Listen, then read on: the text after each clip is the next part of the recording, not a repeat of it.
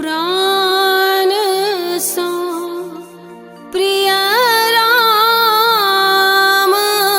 हमरो प्राण सो प्रिय राम प्राण सो प्रिय राम हमरो प्राण सो प्रिय राम प्राण सो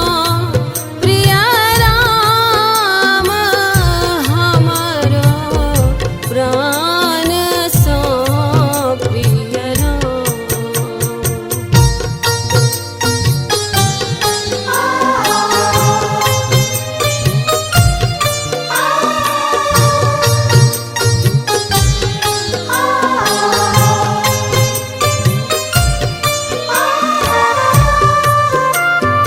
अपने सुन रहल छी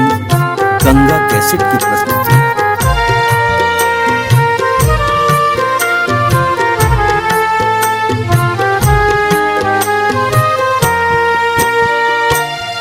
राजा दशरथ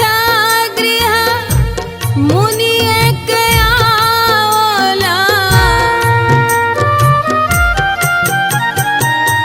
राजा दशरथ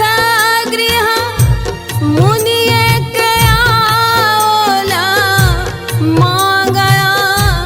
लक्ष्मण राम हमरो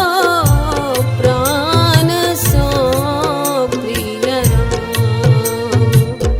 प्राण सो प्रिय राम हमरो प्राण सो प्रिय राम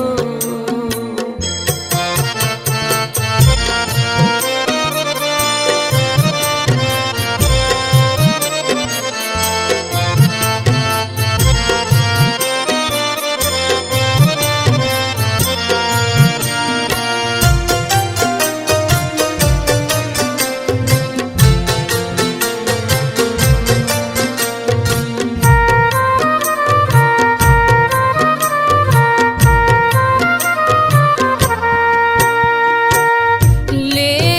हमोनि जन भूषण आसन ले हमोनि जन भूषण आसन और लिया अवधपुर धाम हमरो प्राण सो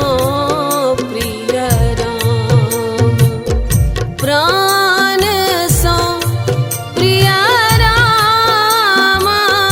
हमरो प्राण सो प्रिय राम